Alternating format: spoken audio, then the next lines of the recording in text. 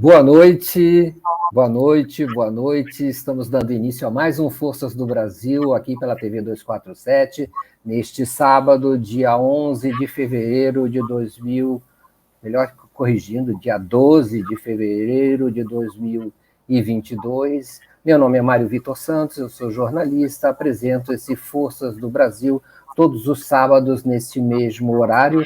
Hoje nós temos um convidado muito especial, que é o deputado estadual Edgar Preto, do PT do Rio Grande do Sul, pré-candidato ao governo do Estado e do Rio Grande do Sul, e que nos deu a honra de aceitar o nosso convite. Nós estamos fazendo essa emissão por uma gravação feita na sexta-feira, de forma que não será possível incorporar aqui na conversa as perguntas de vocês.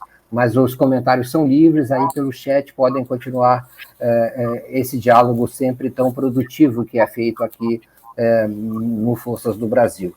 Deputado Edgar Preto, muito obrigado por aceitar o nosso convite. Boa noite.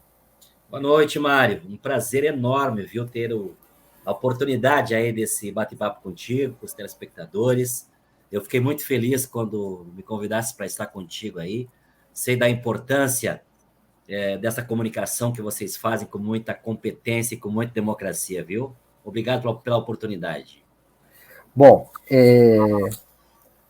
para o Brasil, não é, o deputado Edgar Preto é a surpresa que vem do Sul. Para o Rio Grande do Sul, nem tanto. Isso não é tanto uma surpresa, eu sei. Vocês, por favor, amigos, se estiverem assistindo essa transmissão, podem compartilhar essa nossa conversa com as pessoas que vocês julguem que tenham, para quem haja relevância esse conteúdo que vamos gerar aqui. Deputado Edgar Preto, eu vou fazer uma breve apresentação da sua trajetória. Ele é o líder, tanto quanto nós sabemos, ele é o líder nas pesquisas de intenção de voto ao governo do Rio Grande do Sul.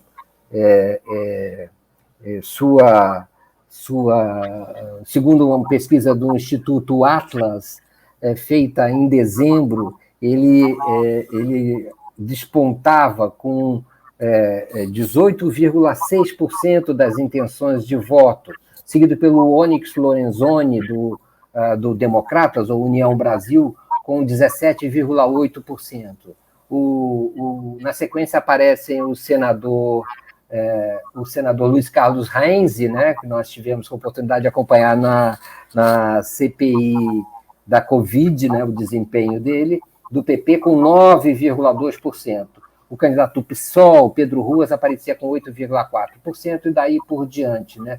No Rio Grande do Sul, lembro ainda, o candidato Luiz Inácio Lula da Silva, o Lula, aparece liderando as pesquisas de intenção de voto, segundo o mesmo instituto, com 44,2% das intenções, seguido pelo Jair Bolsonaro, com 31,5%. Jair Bolsonaro, que teve ampla maioria de 66%, salvo engano, melhor dizendo, de 63% nas urnas no segundo turno de 2018.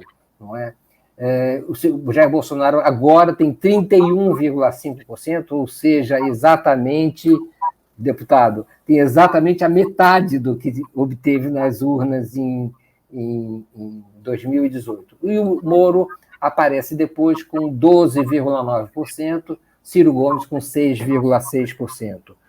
O deputado Edgar Preto ele é o deputado estadual mais votado da história do PT. Ele é o mais votado também nas 3 eleições pelas quais ele participou, ele sempre teve a maior votação. Sempre foi o campeão de votos do lado do PT. Não é? Já foi presidente da Assembleia Legislativa, é uma pessoa com formação em gestão pública, mas também tem uma trajetória de vida ligada à agricultura familiar e aos movimentos sociais nessa área. Não é? foi escolhido em dezembro do ano passado como pré-candidato com um apoio impressionante. Deputado Edgar Preto, dá para ganhar, dá para repetir o desempenho de ex-governadores como petistas no Rio Grande do Sul, como Olívio Dutra, Tarso Genro? A sua candidatura, qual é a sua impressão nesse momento inicial? Prezado Mário, eu estou muito feliz com a recepção da nossa pré-candidatura, viu? Primeiro porque nós construímos ela muito bem aqui no PT.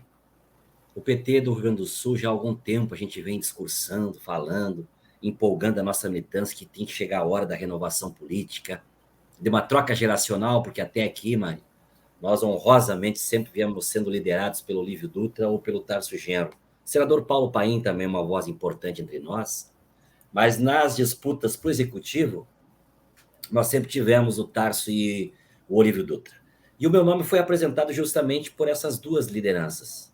Olívio, Tarso, o senador Paim, que fizeram a apresentação do meu nome para o conjunto do nosso partido. E nós conquistamos uma unanimidade histórica no PT, pelas nossas duas bancadas, nacional e estadual. Nós temos aqui, prezados amigos e amigas, pela 5ª vez consecutiva, a bancada estadual do PT, a maior aqui do Rio Grande do Sul. E todos os nossos deputados e a deputada estão unidos em torno do nosso nome, mas não construímos somente nas nossas principais lideranças, não só na direção. Nós fizemos também uma caminhada pedagógica, buscando dar vozes também ao conjunto da nossa militância, viu, Mário? Nós fizemos 28 encontros regionais. Todas as regiões do Rio Grande do Sul, nosso partido está organizado, e percorremos, fazendo plenárias regionais, para que a nossa militância, nossos filiados também pudessem exercitar na plenitude a nossa democracia interna. Eu fui o que disse para os meus companheiros, Mário. Nós temos que exercitar o que a gente quer buscar também na sociedade, que é o diálogo. E construímos, então, esse processo. Sabe que o PT do Rio Grande do Sul, o PT, de modo geral, nunca se furtou de um bom debate interno. Muitas vezes, quando a gente vai para a disputa propriamente dita, nós já vamos até meio cansados de tanto que nós discutimos internamente. Então, nós decidimos antecipar esse calendário aqui no Rio Grande do Sul. Foi em abril ainda do ano passado, Mário, que o PT, o diretório estadual do partido, homologou um acordo interno de todas as nossas forças políticas, de todos os setores do nosso partido, e o meu nome, então, passou a ser debatido no conjunto da sociedade. Eu já fiz, sei lá, perdi as contas de quantas reuniões eu já fiz com setores que são antifascistas, que são democratas, que assim como eu e assim como milhares de gaúchos acham que o Rio Grande pode muito mais do que está tendo agora, né? Muitas forças políticas já firmaram esse acordo com a nossa pré-candidatura, e eu passei, então, Mário, a fazer uma peregrinação. Eu estou com o pé na estrada, viu? Estou indo de canto a canto desse Rio Grande. Sabe que na última eleição eu fiz voto em 473 municípios, dos 497 municípios que tem o nosso Rio Grande. Eu conheço o Rio Grande de ponta a ponta, porque eu comecei muito cedo também, viu, Mário? Eu era criança ainda, andava segurado pela mão pelo meu pai, o Adão Preto, que foi uma grande liderança aqui dos movimentos sociais, um dos fundadores do Movimento dos Trabalhadores Rurais Sem Terra. 1986, o meu saudoso pai, assim como eu estou fazendo agora, aceitou o maior desafio da sua vida, de largar a enxada e pegar uma caneta aqui no parlamento para fazer a nova Constituição. Meu pai foi deputado constituinte, foi escolhido quem seria o candidato coletivamente, foi escolhido qual é o partido que esse candidato iria concorrer, porque era uma forma nova. Aquela vez foi exatamente essa chamada. Agricultores, cooperativas, sindicatos do nosso Rio Grande, igreja progressista, lideranças comunitárias, decidiram isso. Nós vamos escolher agora um dos nossos, não vai ser só um representante, alguém dos nossos, que vai largar a enxada e vai pegar uma caneta. E o velho Adão aceitou esse desafio. O meu pai aprendeu a ler e a escrever com 17 anos, viu, Mário? E criou consciência de classe junto com a sua categoria, junto com os agricultores. E eu ainda, antes do meu pai ser candidato, naquela época eu estava com 14 para 15 anos, eu já andava por esse Rio Grande afora com ele, com a minha mãe, a dona Otília. Minha mãe era liderança do movimento das mulheres trabalhadoras rurais, meu pai organizando o sindicato, organizando quem não tinha terra, organizando os com pouca terra, né? E eu era o parceiro de cantoria do meu pai. O meu pai também, certamente, só para contar um pouquinho a história, caracterizar um pouquinho de Ótimo, muito boa essa história. para contar de onde eu venho, sabe que o meu pai, ele era um pequeno agricultor que não foi uma liderança que surgiu estudando, né? Ele foi se forjando pela necessidade. Lá em 80, por aí, foi ministro da Eucaristia e teve a chance de encontrar religiosos progressistas que começaram a dizer a ele, começaram a conscientizá-lo de que se tem pobres e ricos nesse Brasil, nesse mundo, não é a vontade de Deus, é pela ganância dos homens, né? E o meu pai foi ministro da Eucaristia na nossa pequena comunidade lá no interior de Miraguaí. O padre só ia uma vez por mês lá, Mário, porque era muito longe, elas ficavam a 27 quilômetros da cidade. Para ter uma ideia, eu conheci a cidade do meu município quando eu fui tomar vacina da BCG com 6 anos. Morava lá num recanto do interior. E o meu pai, então, ele logo que conquistou essa consciência, já entrou no sindicato e aprendeu a tocar gaita, porque na nossa região é muito forte a questão da sanfona. Nós aqui é a gaita, e a trova de improviso, e a poesia. Meu pai vendeu uma porca e comprou uma gaita, deu mais um troco lá para o dono da gaita, ensinaram a tocar gaita. Em 2 meses, meu pai virou gaiteiro, tocava gaita, e aprendeu a fazer poesia, aprendeu a fazer trova. Eu acho que era também uma forma dele se comunicar com aquele povo lá da nossa região. E eu era o companheiro de trova, de versos, de improviso. Meu pai fez a trova, eu decorei. Eu tinha, na época, comecei com 8 anos, em todas as reuniões de romarias, de encontro dos movimentos sociais, caminhadas, marchas, era uma atração. O Adão Preto puxava da gaita, rodeava-se de gente ao redor dele, e eu do seu lado, fazendo a trova. Eu vim para Porto Alegre 3 anos depois que eu tomei a vacina da BCG, que eu conheci a minha cidade. 3 anos depois eu vim para Porto Alegre junto com meu pai, para participar de um comício pelas diretas aqui na Esquina Democrática, em Porto Alegre, que é o local onde é que se reúne grandes eventos políticos, e subir no palco, Mário. Mais de 100 mil pessoas naquele mesmo local, e eu fiz aquela trova com meu saudoso pai, que contava nos versos a realidade do pequeno agricultor, que mesmo querendo o pai ficar com o filho e com a filha, os filhos tinham que deixar o pai e a mãe e vir disputar emprego na cidade porque não tinha terra, pela má distribuição da terra. Era uma forma também de se comunicar e criar consciência através da mística, do verso e da trova. E fui candidato, agora encurtando o assunto, fui candidato em 2010, também por força da vida, viu, Mário? Meu pai faleceu com 63 anos, cumprindo o 6º mandato de deputado, 1 estadual e 5 federal.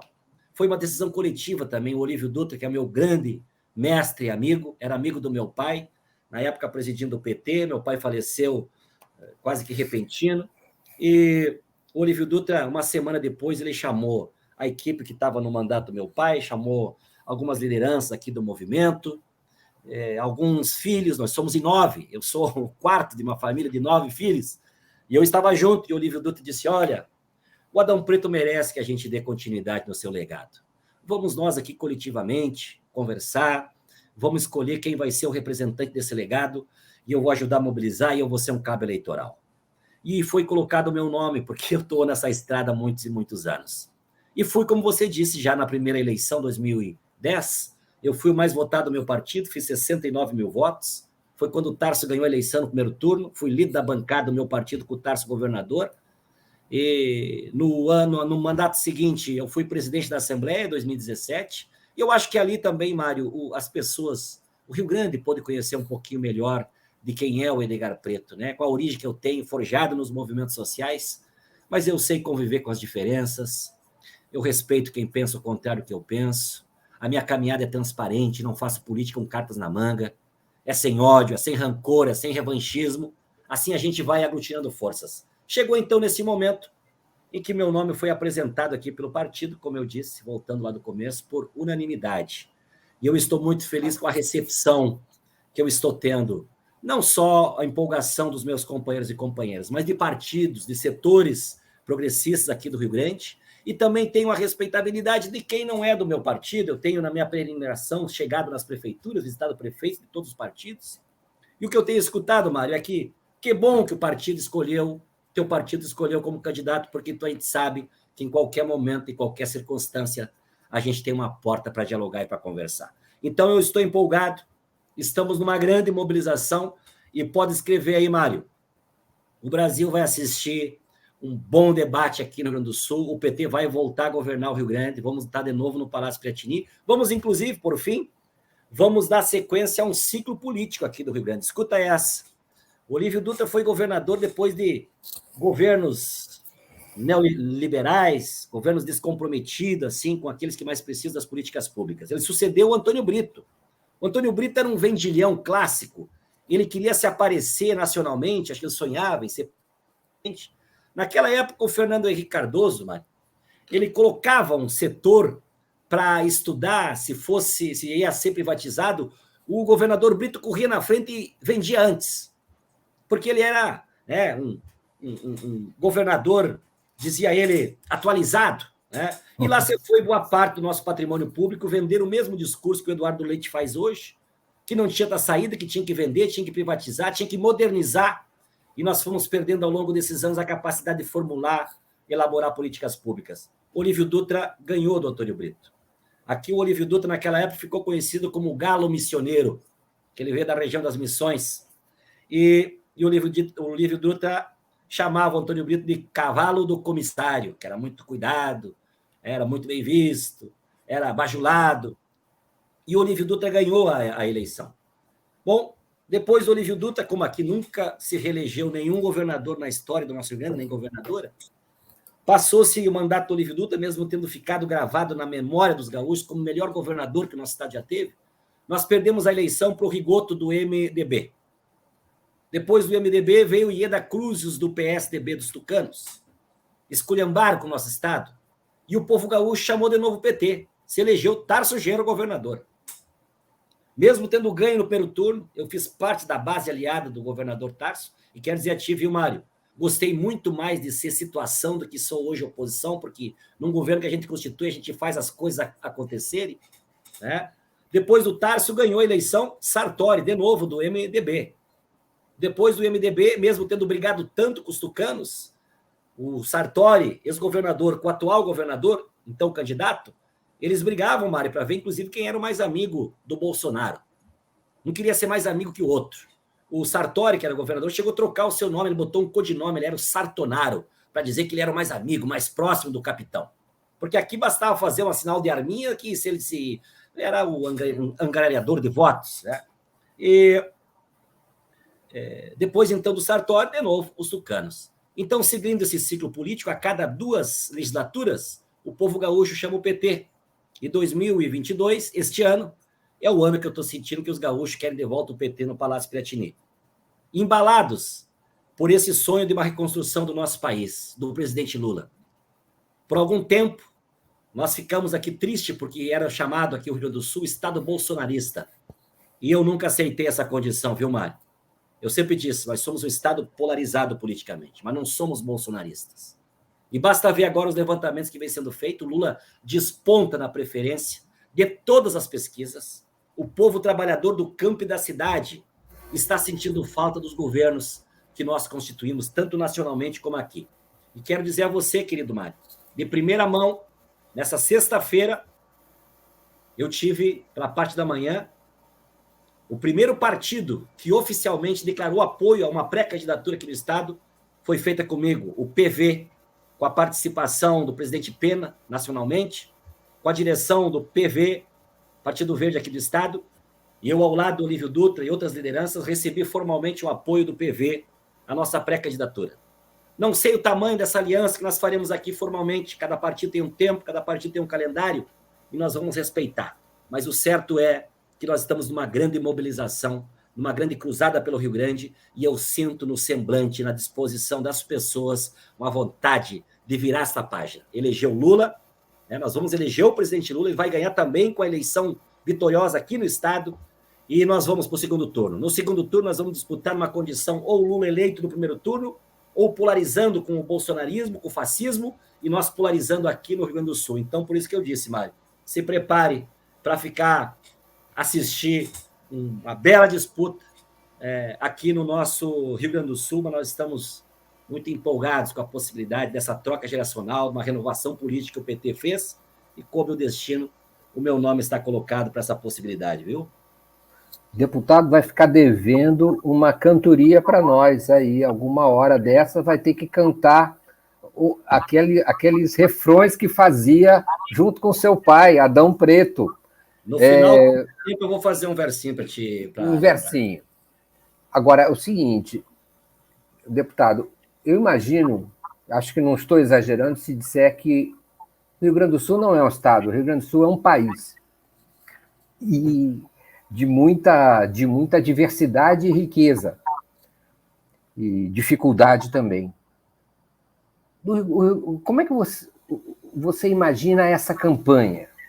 Como vai ser essa campanha num estado que faz 4 anos deu 63% de votos para Bolsonaro?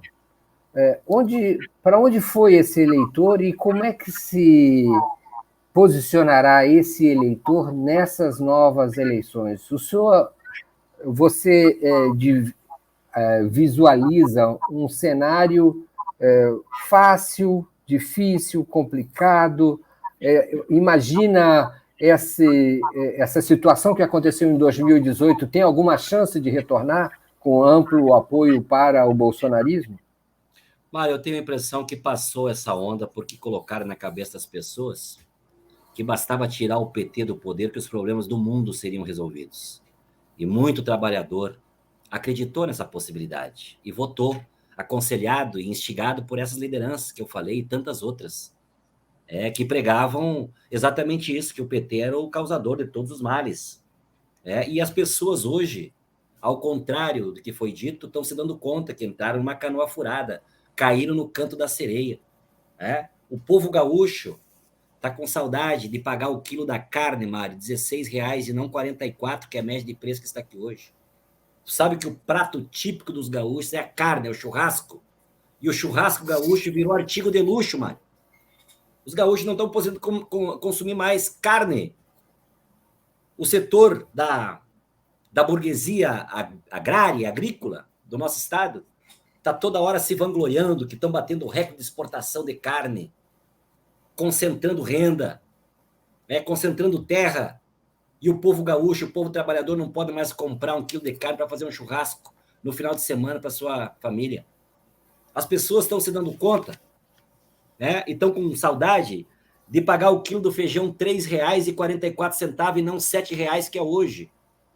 O quilo do arroz, a cesta básica gaúcha, agora perdeu para São Paulo, mas até poucos dias atrás, nós tínhamos aqui no Rio Grande, Mário, a cesta básica mais cara do país.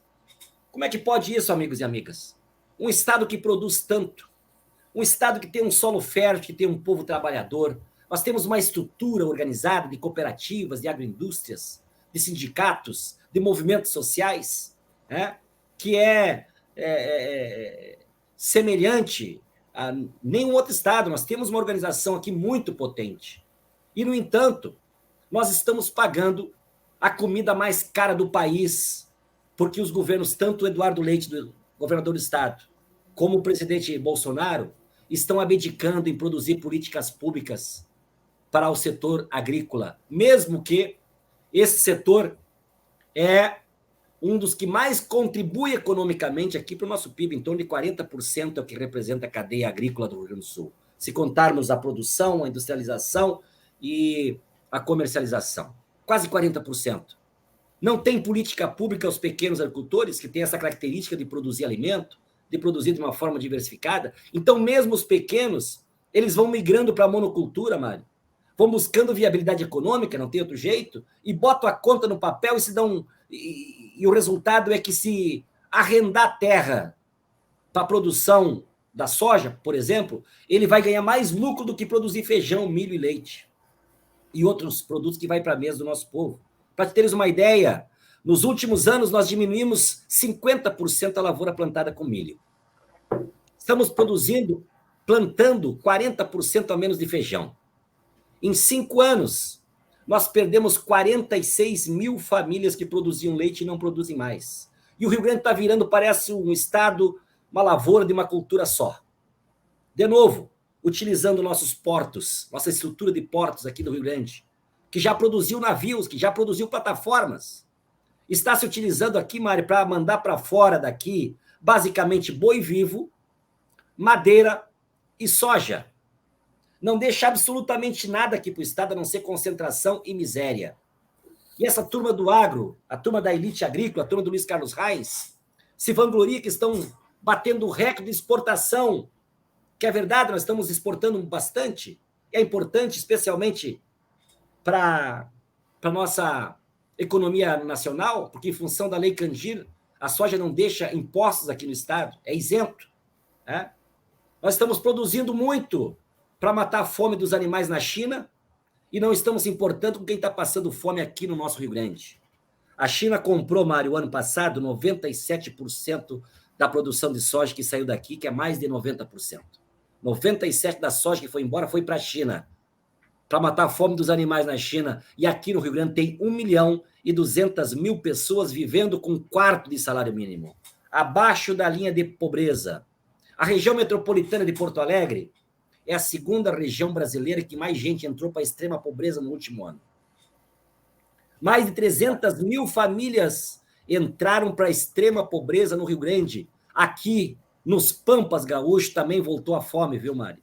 O desemprego de uma forma assustadora. De agosto de 2020 a agosto de 2021, 25% das pequenas e microempresas fecharam suas portas, encerraram suas atividades. Impactou em 500 mil de empregos do nosso povo e nós não tivemos nenhuma ação por parte do senhor Eduardo Leite. Nenhuma ação.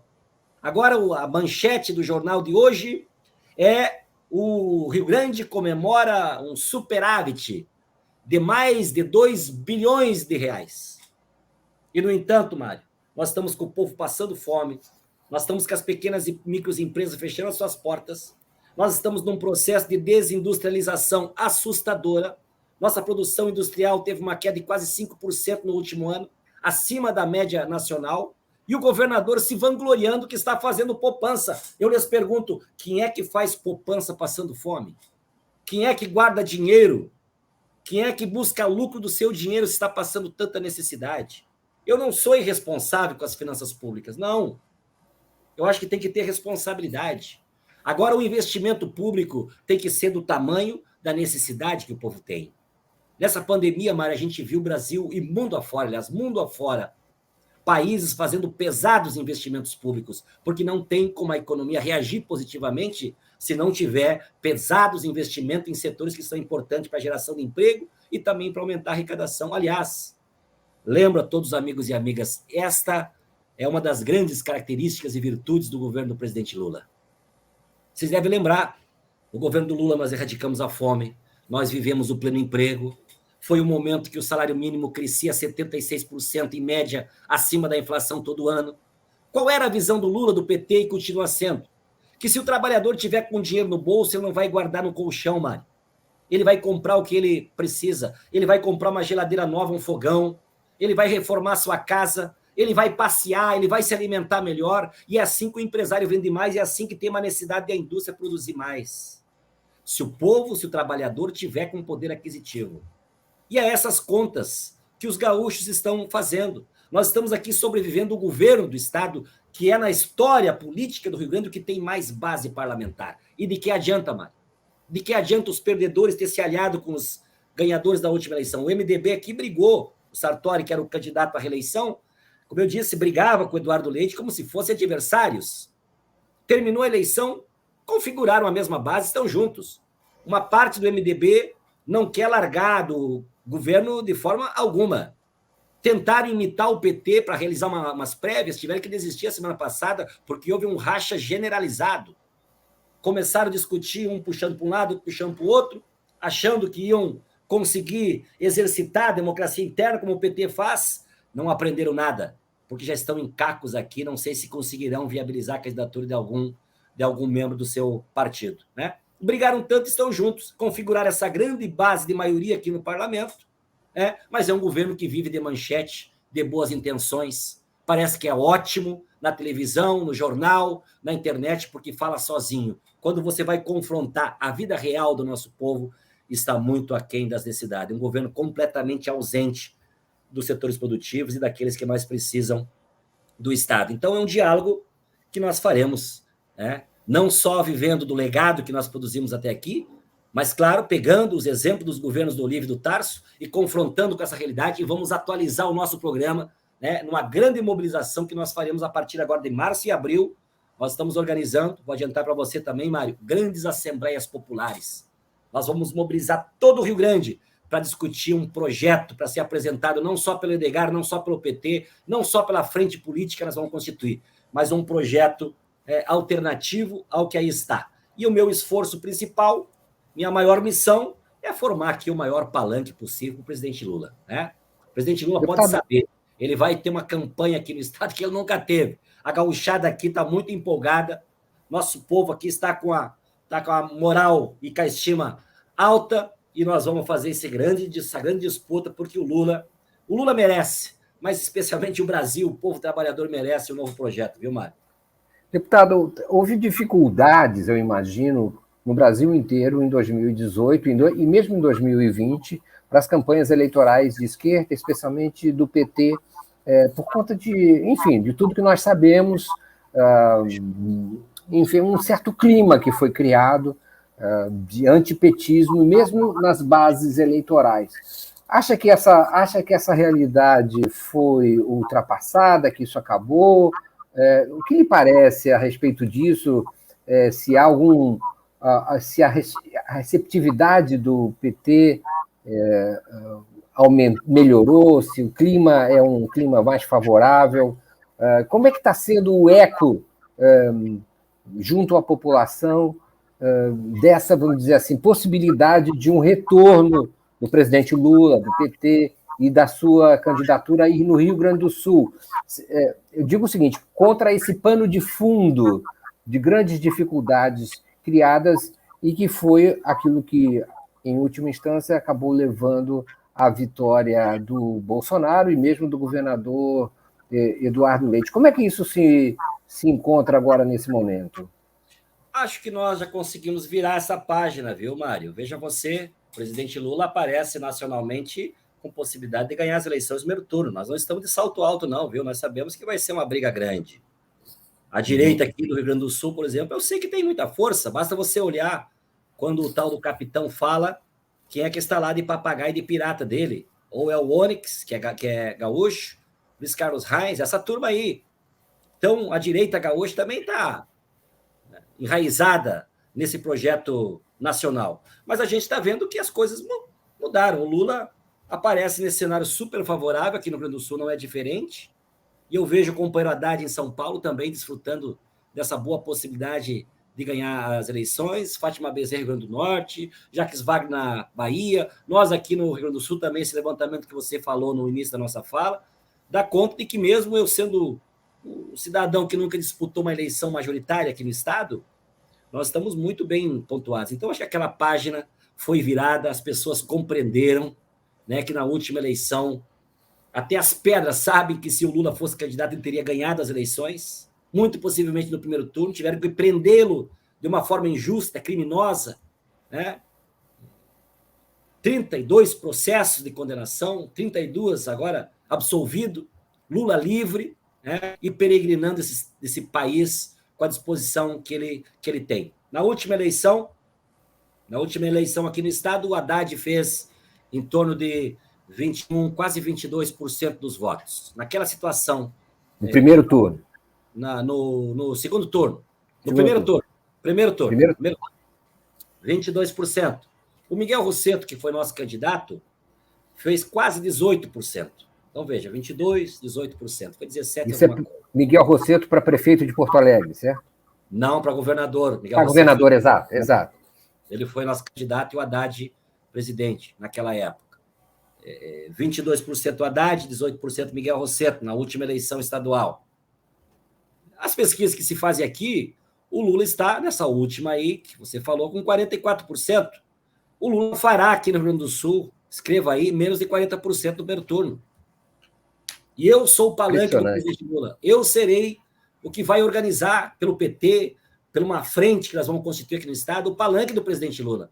E eu tenho certeza que os gaúchos não vão ficar atrás dessa renovação brasileira, né? Desse Brasil que será renovado, desse Brasil que será passado a limpo, desse Brasil que vai voltar a gerar emprego, que vai tirar o povo da fome, que vai gerar oportunidade. Eu tenho andado por esse Rio Grande de ponta a ponta, viu, Mário? E o que as pessoas me dizem, Edgar, nós não queremos favor, nós não queremos benevolência, nós não queremos esmola, nós queremos uma oportunidade. E vai acender, está acendendo a esperança da gauchada aqui também, porque eles lembram que quando o Tarso, quando o Lívio Dutra foram governadores, Mário, nós pagávamos a dívida com a União. Hoje nós não estamos pagando. Sartori nem Eduardo Leite não está pagando a dívida com a União, fruto de uma liminar. Aquela bola de neve está aumentando cada vez mais. Para vocês terem uma ideia, a dívida do Rio Grande com a União, nós contratamos 9 bilhões e meio, já pagamos 30 e devemos 70, Mário. 70 bilhões, porque o Antônio Brito e Fernando Henrique Cardoso constituíram uma dívida injusta e impagável. O Lívio Tarso pagava uma dívida com a União em torno de 280 milhões por mês. Nós não aumentamos impostos, nós não vendemos nenhum patrimônio público, nós não atrasamos nem um dia sequer a folha dos servidores, nós fizemos concursos públicos e nós fizemos pesados investimentos nos setores que são importantes para gerar emprego, importantes para a nossa economia. Vou dar um exemplo. Quando o Tarso Genro assumiu a carteira de crédito do nosso Banrisul, nós temos um banco público aqui, Mário.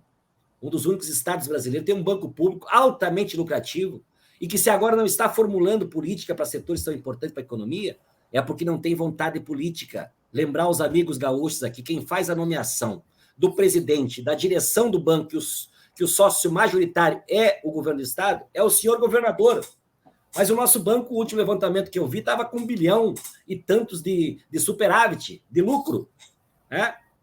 O nosso Banrisul tinha uma carteira de crédito no governo da Ieda Cruzius, quando terminou, de 17 bilhões, que é o dinheiro emprestado. Quando o Tarso terminou, a carteira de crédito do nosso banco era 36 bilhões de reais. Dinheiro, políticas, direcionado especialmente à indústria moderna. O Tarso era ali da nossa bancada, como eu falei, era 6 horas da manhã, nós estávamos no Palácio Piratini. Era 11 horas, era meia-noite, nós lá reunidos, e o Tarso dizia, gente, companheiros, nós não temos o direito de cruzar os braços, ficar se queixando da vida e botar a culpa nos outros. Nós ganhamos a eleição, é para governar, é para melhorar a vida do nosso povo. Depois do Olívio e do Tarso, começou de novo a choradeira, a reclamação, a botar a culpa nos outros, e não apresentaram até agora, Mário, nenhum projeto de desenvolvimento para esse estado.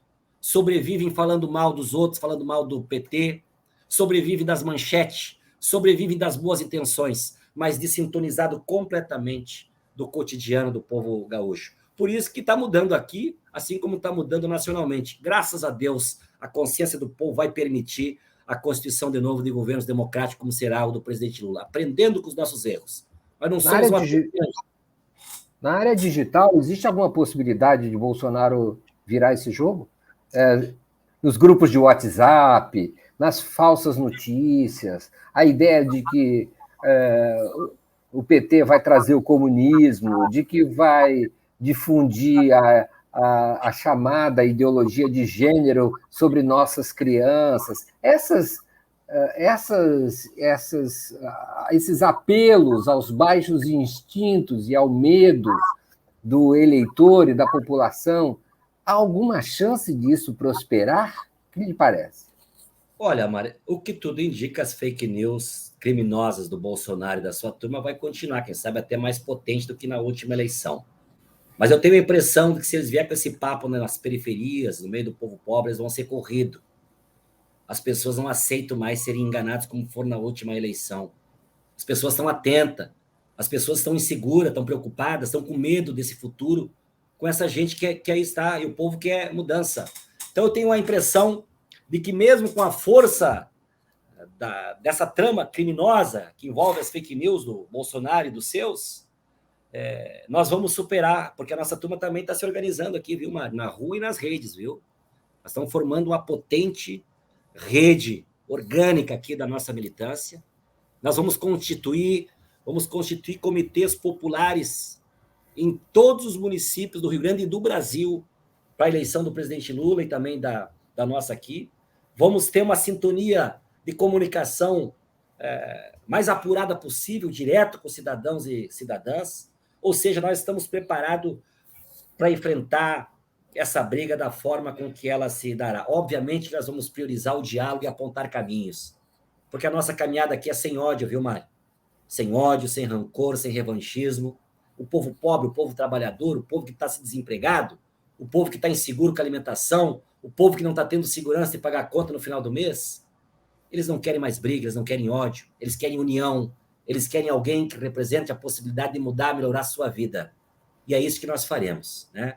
Vamos fazer uma agenda muito potente de diálogo, vamos estabelecer uma relação próxima com as pessoas, como eu sempre tive, como o PT do Rio Grande sempre teve, não só na pré-campanha, não só na campanha, mas para governar esse Rio Grande do Sul com muita participação. Eu tenho certeza que o presidente Lula, de novo, fará história. Nós aprendemos com a caminhada feita até aqui. Como eu ia te falar antes, mas nós não somos uma turma de anjos.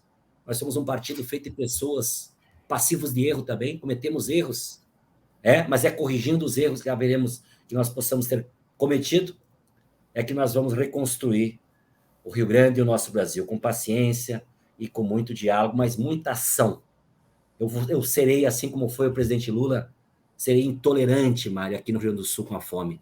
Não é possível um estado que produz tanto. Meu pai dizia, a nossa terra é tão fértil que se você enterrar uma semente no alicerce da sua casa, botar água, ela cresce e dá. Aqui tudo que se planta dá.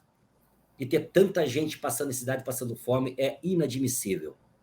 Nós teremos um Estado que será para os setores produtivos um parceiro e não um atrapalho, como vem sendo nos governos do Eduardo Leite e como foi também no governo do Sartori e do MDB. É assim que nós estamos se organizando, assim é a nossa expectativa e a nossa empolgação aqui, viu, Mário? Esse item da fome, estamos falando com o deputado estadual do Rio Grande do Sul, do PT do Rio Grande do Sul, Edgar Preto, líder das pesquisas de intenção de voto no Rio Grande do Sul e pré-candidato do PT ao governo do Rio Grande do Sul nas próximas eleições de outubro de 2022. Não é? Estamos conversando com ele e conhecendo melhor suas propostas, as suas ideias a respeito da situação do Rio Grande do Sul. Ele que é um grande captador de votos, não é? Tem uma grande comunicação com o seu eleitorado, com a população, e conhecendo melhor as suas ideias a respeito desse Estado tão importante e, ao mesmo tempo, tão problemático em termos de situação econômico-social. Deputado Edgar Preto, nós vamos voltar para essa questão da fome e de como mitigá-la, né, em termos... Acho que tivemos algum problema de contato com o deputado, que talvez tenha caído a conexão dele. Vamos aguardar para ver se ele volta a conversar conosco, se ele se reconecta. Vamos tentar ver se isso é possível imediatamente. Estamos falando com o deputado Edgar Preto, Forças do Brasil, neste sábado, dia 12 de fevereiro de 2022. O deputado Edgar Preto, como eu vinha dizendo, é líder das pesquisas de intenção de voto no Rio Grande do Sul, deputado estadual pelo PT, e foi presidente da Assembleia Legislativa do Rio Grande do Sul. Já foi eleito em 3 legislaturas consecutivas e é agora pré-candidato, já escolhido pelo PT. Vamos ver até que ponto isso... nós vamos conversar com ele também sobre a situação de coligações agora. Nós vamos conversar tanto sobre a situação da fome lá, das dificuldades econômico-sociais que o Estado atravessa, como também vamos conversar sobre coligações. Não é? O Estado do Rio Grande do Sul é um dos estados em que se relacionam a possibilidade de, numa eventual frente com o PSB, faz parte das intenções, o deputado voltou, está aqui de volta. Eu ia falando, deputado, depois da desconexão que afetou a sua transmissão, eu ia falando que nós íamos passar agora, antes de falar das providências contra a fome, eu queria lhe pedir uma avaliação da situação política em termos da coligação do PT, eventualmente com o PSB. Tem sido relacionado que o PSB reivindica, numa eventual aliança com o PT, reivindica a candidatura ao governo do Estado no Rio Grande do Sul. Como é que avalia essa possibilidade de aliança com o PSB no Rio Grande do Sul, sendo que consta que no Rio Grande do Sul o PSB é um partido que é se eu não me engano, base do bolsonarismo, um partido muito à direita, muito conservador, muito reacionário mesmo. Como é que fica essa possibilidade aí, a reivindicação do PSB de ser, vamos dizer assim, o partido que terá primazia na indicação do candidato de uma eventual frente para a candidatura ao governo do Estado? Mário, nós aprendemos bastante com o presidente Lula. Eu sempre observo muito a direção que o presidente caminha, viu? E ele tem nos orientado, o conjunto do nosso partido, que nós precisamos formar, sim, uma aliança potente, ampla, se necessário, se possível for, porque o que nós vamos combater é muito forte, né? O fascismo, essa forma criminosa e irresponsável que Bolsonaro e os seus vêm conduzindo o nosso país, tem que chegar no final. Nós temos que dar passos nessa direção de formar uma frente que nós queremos também constituir aqui no Estado. Não está faltando de nós esforço, viu, Mário? O PT, a direção partidária, já conversou com todos os partidos desse campo progressista, o democrático, enfim, e inclusive com o PSB. E delegaram a minha tarefa também de fazer esse mesmo diálogo. E eu estou conversando muito com muita gente, inclusive do PDT, que pese ter candidato nacionalmente, mas aqui eu tenho uma excelente relação com o PDT. Conversei com a direção, tenho conversado com as bases do PDT e sinto uma vontade enorme da base do PDT em estar conosco já no primeiro turno. Obviamente que isso tem toda uma caminhada aí, além de ter um candidato nacional ao PDT, querem ter um candidato aqui.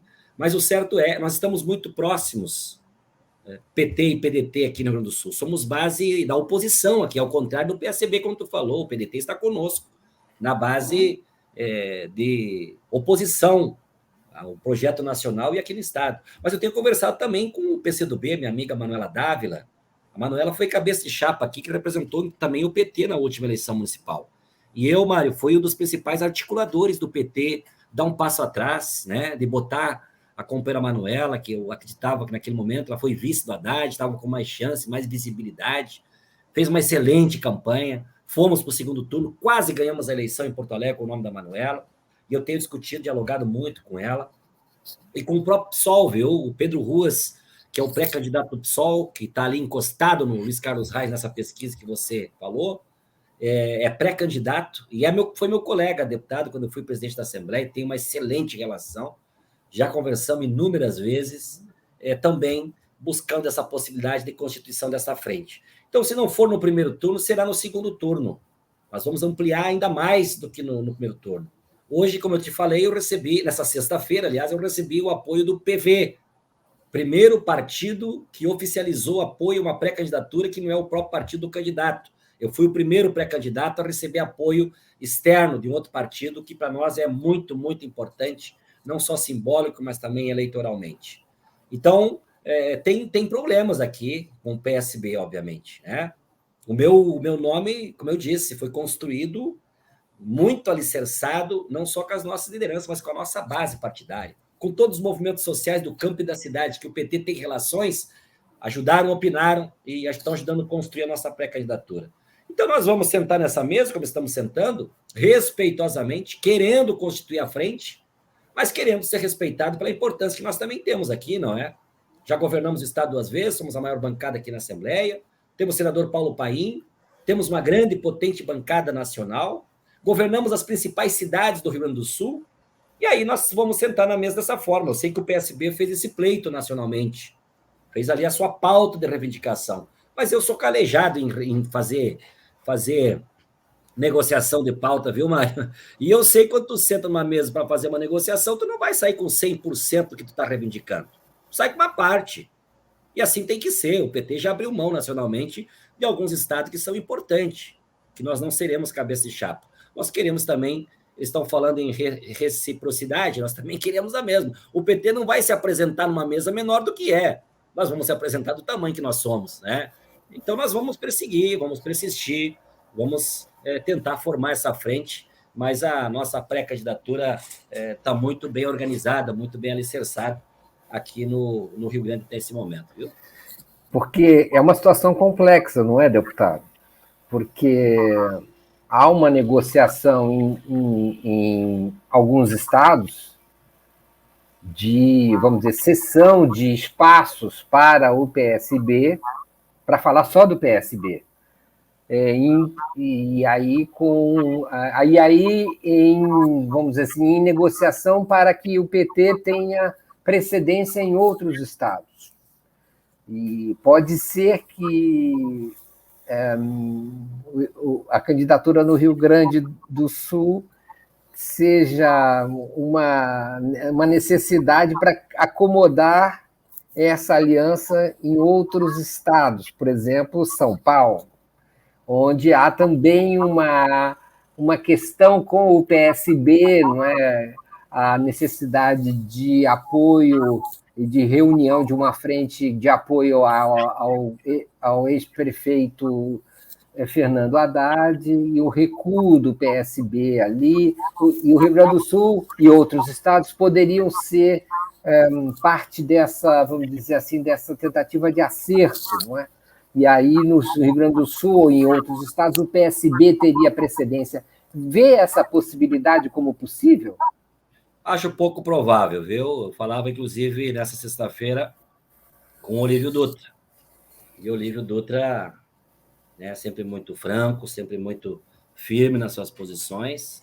E ele me dizia que está também, junto com o Tarso Genro, dialogando, dando a sua opinião para os nossos dirigentes nacionais sobre o significado da eleição aqui para o Rio Grande do Sul. Veja bem, Mário, dessa parte, o PT do Rio Grande do Sul não pode ser olhado só como um número, viu? É só olhar as políticas constituídas no governo do presidente Lula e também da presidenta Dilma, que tiveram como laboratórios aqui o Rio Grande do Sul, os governos que constituiu o Olívio Dutra e o Tarso Genro. Então, nós somos um partido aqui do Estado que tem uma história reconhecida nacionalmente pelo que nós já produzimos aqui. Boa parte dos movimentos sociais do campo e da cidade, que hoje são nacionais, tiveram origem aqui no Estado. Então, as nossas raízes também aqui são profundas de construção do nosso projeto, que hoje é nacional. O Lula conhece o Estado, o Lula conhece nossas lideranças aqui do Rio Grande pelo nome, convive desde a fundação do PT. E eu acredito muito no presidente Lula, viu, na capacidade que ele tem. Primeiro, eu acho que o Lula saberá montar uma chapa nacional capaz de vencer as eleições, porque é a necessidade que nós temos de virar essa página triste do nosso país. E ele, certamente, junto com a direção do nosso partido que está na negociação, saberá encontrar uma equação que permita a formação dessa frente, mas que preserve o nosso Rio Grande do Sul do tamanho que ele tendo nós como puxadores desse palanque. Eu sou um projeto alternativo ao que está governando o Estado. Como é que será um palanque que vai representar uma alternativa com quem está na base do Eduardo Leite?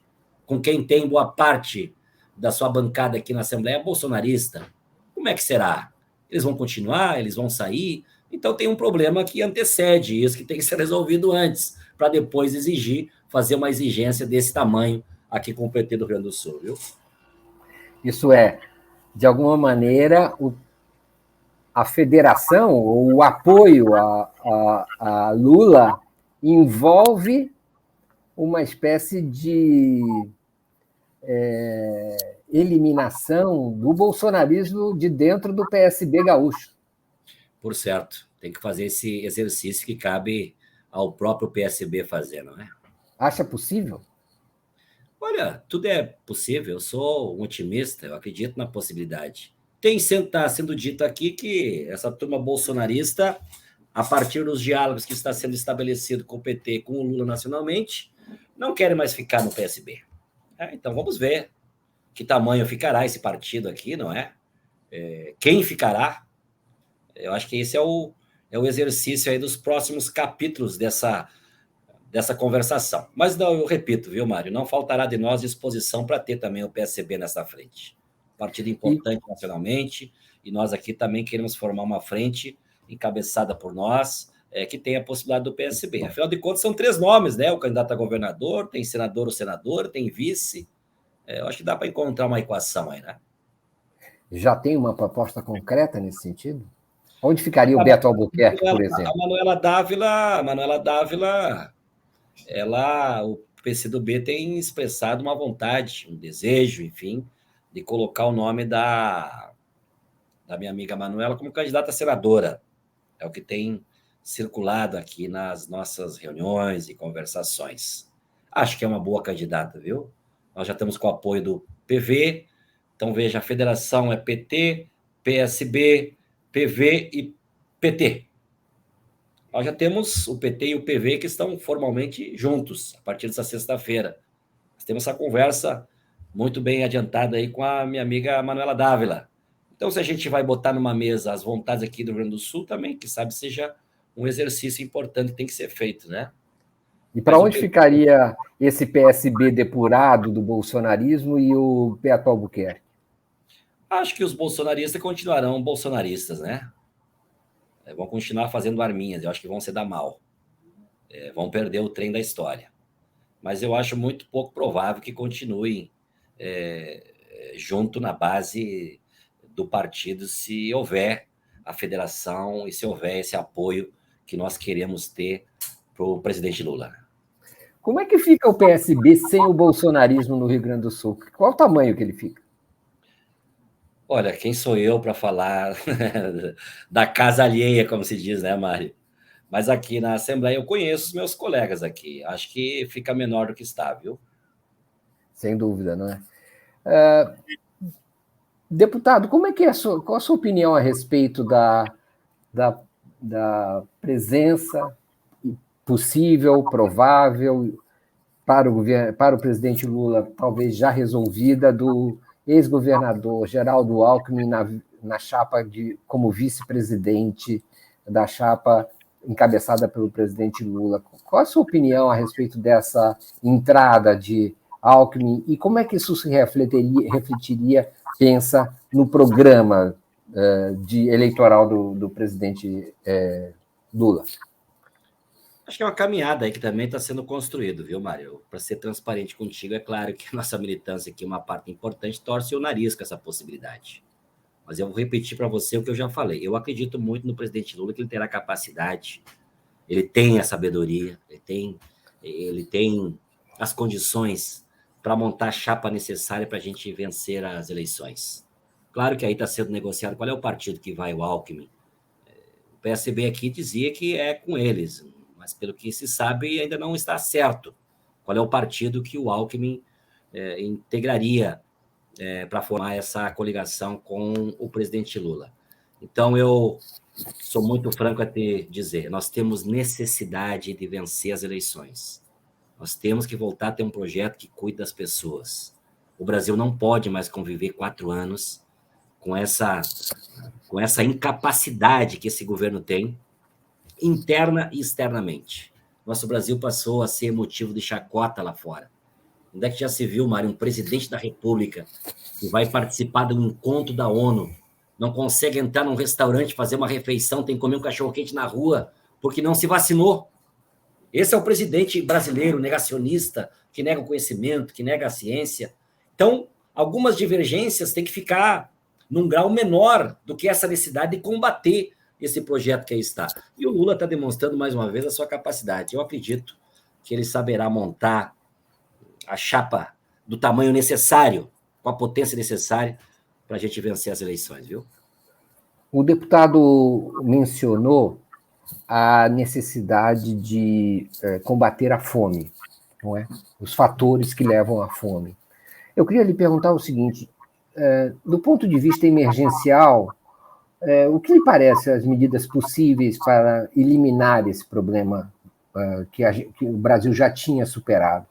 Quais providências é possível tomar de forma emergencial? E a segunda pergunta é: o que seria necessário fazer do ponto de vista, digamos assim, estrutural? Qual o papel da indústria? Qual o papel do Estado nisso, tanto no ponto de vista emergencial quanto do ponto de vista, digamos assim, estrutural, dos investimentos públicos? Qual o seu pensamento a respeito disso? Mário Santos, nós temos um legado importante, né? Lembrar a todos os nossos amigos e amigas que no governo do PT, do presidente Lula, nós erradicamos a fome. O Brasil foi declarado livre da fome. E, na minha opinião, não tem conquista maior para uma nação do que você poder dizer: o nosso povo, o povo da nossa nação, não passa fome. Eu, graças a Deus, Mário, não convivi com a fome. Nunca tive nada de fartura, viu? Sempre com dificuldade, mas eu não sentia a dor da fome. Mas a gente, claro, se coloca no lugar daquele pai ou da mãe que vive na insegurança da fome, que não sabe se no dia seguinte terá pão para colocar na mesa para os seus filhos. Aqui no Rio Grande, obviamente que a dor da fome é maior para quem sente, viu, Mário? Mas toda a sociedade está incomodada de você andar de carro em cada sinal. A gente vê uma mãe, a gente vê um filho, a gente vê um senhor, a gente vê pessoas pobres que tu vê que estão ali lutando para continuar sobrevivendo com dignidade, sobreviver dignamente, não cair na marginalidade do crime, enfim. Né? E as pessoas estão incomodadas, estão tristes. A nossa capital aqui tem avenidas que às vezes parece de noite mais parece um campo, um acampamento de tanta gente vivendo em situação de rua, de miséria, totalmente desesperançados, desalentados com a ausência do Estado. Então, nós temos que achar forma. Nós não podemos deixar um Brasil das dimensões como nós temos, um Estado agrícola como nós temos aqui no Rio Grande do Sul, não mais um Estado agrícola, mas um Estado que produz muito, conviver com a realidade da fome. Os governos abandonaram a produção de alimentos, viu, Mário? Já te falei lá no início, desenhei um pouco como é que é a realidade da estrutura agrícola do nosso Rio Grande. Nós produzimos muito, mas com a ausência dos governos nacional e estadual, que têm abdicado em produzir políticas públicas para a produção de alimentos, nós vimos todos os anos diminuir a lavoura plantada com comida. E vamos virando um estado da monocultura, pagando a comida mais cara do país. R$ 691 é o valor de uma cesta básica aqui no Rio Grande do Sul. O Dória e o Eduardo Leite disputavam até nisso. Por vezes era o Rio Grande do Sul, tinha comida mais cara. Por vezes era São Paulo. Agora São Paulo passou o Rio Grande do Sul de novo. Está tendo a comida mais cara, mas é sempre ali. Né? Como é que pode um território como o nosso, que produz tanto, que bate recorde de exportação, a gente não se importar com mais de 1 milhão de gaúchos e gaúchas que estão passando muita necessidade, a maioria passando fome?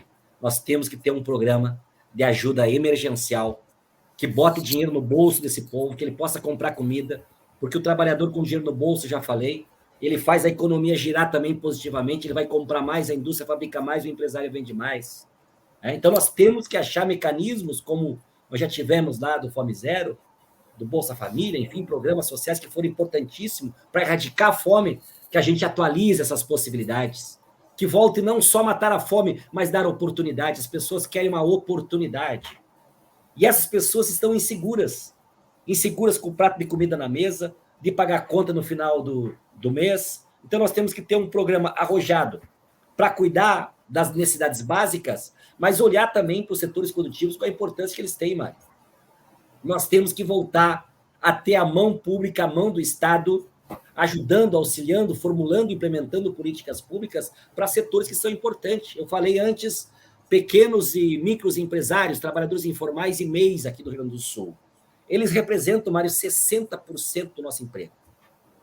48%, 49% do nosso PIB vem desse setor, que estão fechando as portas, estão desalentados, abandonados, diminuindo a mão de obra, diminuindo o emprego, e nós não temos nenhuma ação aqui no Estado. E esse processo de desindustrialização que vive o nosso Rio Grande. A gente produz muito, os países lá fora, espertamente, já preferem o boi vivo, porque quem está vendendo a carne está recebendo em dólar e não estão nem aí, e o governo da mesma forma, que junto com a carne vai o nosso couro, o couro do boi, que não é mais industrializado aqui. Muitos países, espertamente, estão preferindo reprodutores, Mário. Olha, nós queremos comprar carne, mas temos preferência pelo boi vivo e touro, reprodutores. E a elite agrícola gaúcha está mandando embora a nossa genética a preço de carne sem cobrar nada. E nós num processo de desindustrialização tremenda. Nós temos que voltar da possibilidade do açougueiro, né, comprar o boi da sua comunidade, ter abatedouros regularizados para fomentar a indústria. Mário, eu sou autor, meu primeiro projeto de lei, 3 dias depois que eu tomei posse aqui na Assembleia em 2011, meu primeiro projeto foi o projeto que instituiu a lei, o mecanismo chamado SUSAF, que é um instrumento que nós constituímos para comercialização dos produtos da agroindústria familiar. Aquele pequeno agricultor que industrializa, antes ele tinha que ter a inspeção do município, tinha que ir lá inspecionar, ver se o produto está bom. Não bastava isso, com a inspeção municipal ele só vendia no seu território municipal. Se quisesse vender para o município vizinho, ele já estava na ilegalidade. E eu fiz um projeto e aprovamos aqui por unanimidade, o Tarso sancionou, que permite agora somente com a inspeção do município, a agroindústria familiar pode vender agora em todo o território do Rio Grande do Sul. E nós fizemos essa lei justificando ela também, por exemplo, as compras institucionais, Mário. Nós temos por lei a possibilidade do Estado comprar 100% do produto da merenda escolar comprado da agricultura familiar. No nosso Estado que produz tanto, voltando a falar disso, nós não estamos cumprindo nem o que está afirmado como obrigação de no mínimo 30% da merenda escolar comprada da agricultura familiar, nem os 30%. Ano passado, na pandemia e na seca, eu encabecei uma negociação aqui com o governo do Estado e a pressão dos movimentos sociais para que o Estado comprasse produtos da agricultura familiar para botar para as crianças que não estavam na escola em função da pandemia, mas passando muita necessidade. Aqui no Rio Grande do Sul e no Brasil, Mário, para milhares de crianças, a principal refeição que fazem é a da merenda escolar. Como ficou sem aula, ficaram sem aquela alimentação.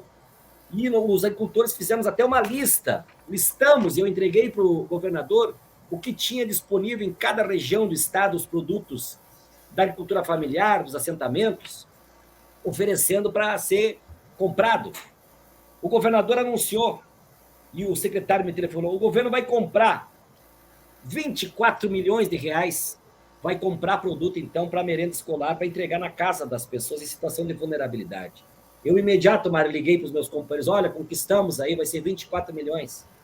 Sabe o que fizeram, Mário? Não compraram nem 1 quilo da agricultura familiar. Compraram de um atacadão, um único dono, um atacadão aqui na região metropolitana, e foi distribuído a compra de 24 milhões, boa parte da produção vindo de fora do estado até fora do país. Então, essa é a desorganização, essa é a má vontade, um governo completamente desintonizado com o cotidiano e o dia a dia das pessoas.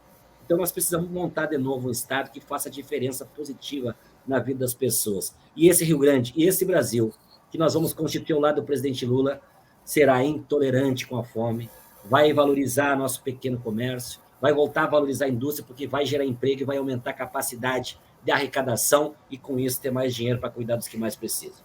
O que lhe parece, o que você quer dizer com valorizar a indústria? E como ficou a situação da indústria no Rio Grande do Sul nos últimos governos, especialmente no governo de Eduardo Leite? E o que lhe parece, então, por exemplo, o papel dos estaleiros e de indústrias de ponta como essa? Nós tivemos esse belo exemplo aqui no Rio Grande do Sul. Tem uma cidade aqui chamada Rio Grande, do Rio Grande do Sul, que é onde meio que tudo começou, a cidade mais antiga aqui do nosso estado. E lá tem uma indústria naval muito potente. E foi ali que nós ancoramos essa política industrial aqui para o nosso estado no governo do presidente Lula. Nós chegamos a gerar na cidade de Rio Grande, Mário, 20 mil empregos no governo do presidente Lula e da presidenta Dilma. Porque nós produzimos ali plataformas, produzimos navio.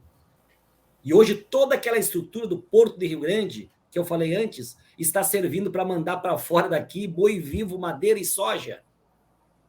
E nós caindo, nossa produção industrial O último levantamento que eu vi, nós caímos quase 5%, muito acima da média nacional, porque não está tendo política, nós não estamos colocando a estrutura do Estado a serviço desse setor. Eu citei já o exemplo aqui do nosso Banco Banrisul no governo do Tarso Genro. Assim foi também no governo do Olívio Dutra. O Estado não está olhando para esse setor da indústria, por exemplo, como uma parceria para gerar emprego e para aumentar a nossa arrecadação. Muitas vezes atua como um atrapalho, né? E mesmo assim, setores, por exemplo, da elite agrícola, dos grandes empresários do Rio Grande do Sul, têm preferência por esse projeto, porque acredito que é para sempre essa compra, essa venda que faz em dólar do que está indo embora. Poucos estão podendo ter essa possibilidade, está havendo concentração e nós estamos com desemprego batendo as alturas aqui no nosso estado.